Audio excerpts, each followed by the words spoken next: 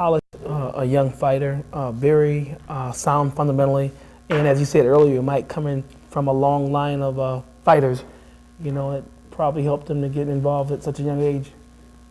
Well, round number 1 underway here at the Gloves, the state semifinals. It's going to be Knapp out of Flint in the red and black on your screen, and in the white top, gold headgear, Ryan Schmidt representing Grand Rapids, the MGGA. Well, these guys are just picking it right up right in the beginning here. Both fighters just right-handed, or I should say Knapp is left-handed. He's a southpaw, actually, where Ryan Schmidt, he's right-handed. These guys are very, very quick.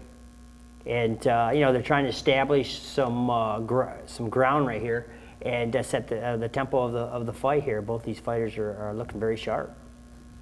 And Ryan Schmidt throws nice straight punches. He doesn't waste too much at all and just goes right to the point of things early on.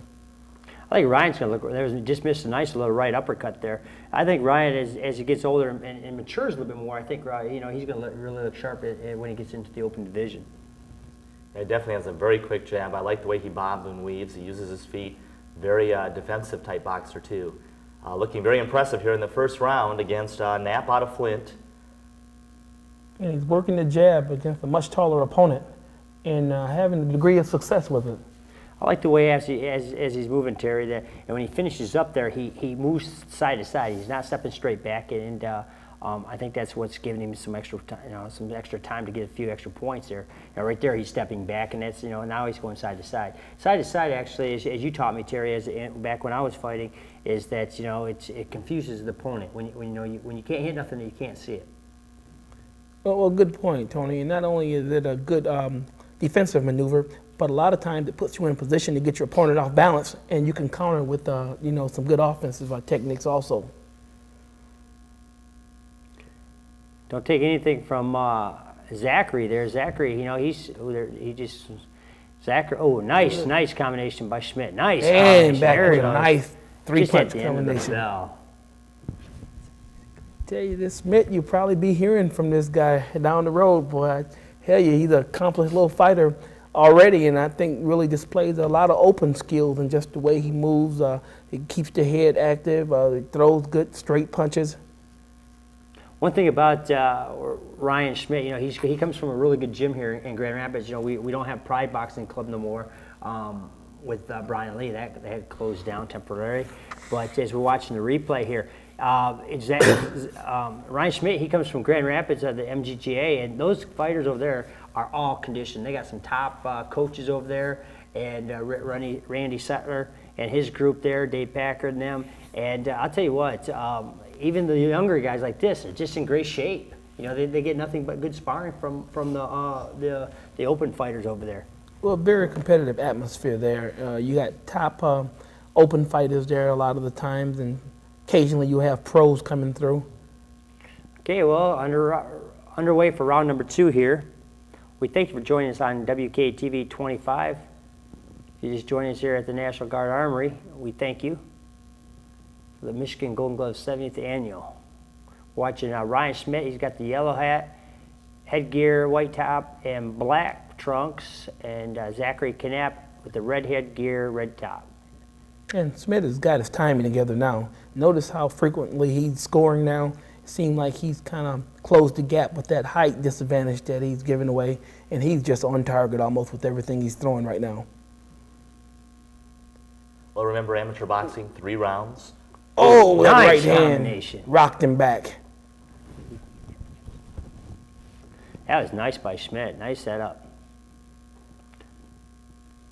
Like you said, he's getting his timing down now, and he's starting to find a home for the right hand there for there it is again. Nice left hook right there. He's got a nice left hook too. Oh yeah, and he's not throwing just one punch at a time. This kid throws 2 and 3 punch combinations, which is really good. It's a good straight right hand in the back with the left.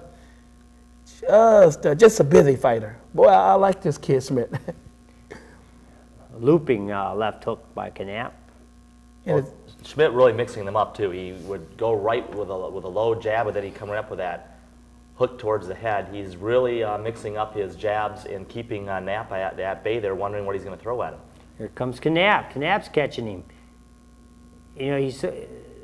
Schmidt's so much on offense right now, he's got to be careful that he doesn't get caught and get dropped. Just these guys aren't big enough in weight class probably to hurt each other at this level of competition, but it doesn't look good. Here comes Schmidt. Good three-punch combination by Schmidt. End of round number 2. And Dan Kelly there, our ring referee, of course, one of the inductees into the Golden Gloves Hall of Fame in Michigan this year, along with Bob McCalla, Port Huron area on the east side of the state, both those men being inducted this year, giving many, many years of their talents to amateur boxing in the state of Michigan. Well, we're looking at replay right here. Well, there she goes. We're back. We lost a little bit there. Okay, not for sure what's going on there, what that was about, but we're looking at Zachary's corner here. Coach Terry Adams, what would you say to Zachary? Well, he should have been trying to have Zachary to utilize his height advantage and his reach advantage early on, but Schmidt has closed that gap right now, and he's got his timing together, so he's going to have to try to get on top of Schmidt, because right now I have Schmidt leading in both rounds. Yeah, I'm with you on that. I think what happened is Knapp has left the jab at home, and if you don't establish that jab, you're not going to be able to get anything else really set up to get your combinations off. But right now, I think that Knapp is caught up into Schmidt's war. Yeah, Schmidt is kind of smothering him. Yeah, staying in close where he needs to be, being the smaller man, and he's had a lot of success in doing so. Well, Knapp sensing he's behind here in this fight, coming out in the 3rd round, trying to throw some desperation shots there, hoping that he can somehow catch Schmidt off guard. But Schmidt definitely leading this fight to this point. He's in pretty good condition. He's not really breathing hard at all, and I don't see no blood coming from either of the fighters. And he's very confident. You can see the way he's moving around. He looks very confident, trying to set everything up. One thing you got to do is remember as a young fighter that once you get something established and it works, continue to work, and continue to go to the well until the well goes dry. And then, then of course you got to have some other things to come up with. That's a nice combination by Schmidt. Yeah, he's got a lot of headshots there. And what's going to be good to see as Ryan Schmidt gets older, he's very accurate with his punches, which a lot of times is the beginning of that power developing. As this kid gets older, I can see him being a very stronger fighter too as he develops. Nice work by Knapp. Well, as we wind down this final round in the first bout between Knapp and Schmidt, we're here at the Golden Gloves, and all of the winners tonight will advance to tomorrow night's championship fight. We'll be seeing boxers on the east side of the state as well that have worked their way through the state tournament. 3rd man in the ring is Dan Kelly there. He's been around for many, many years. There it is. Nice fight right there. Nice. Hey, there's Pastor Tim Cross from Conquering Faith Fellowship in Muskegon, Michigan. He's here at the fights tonight.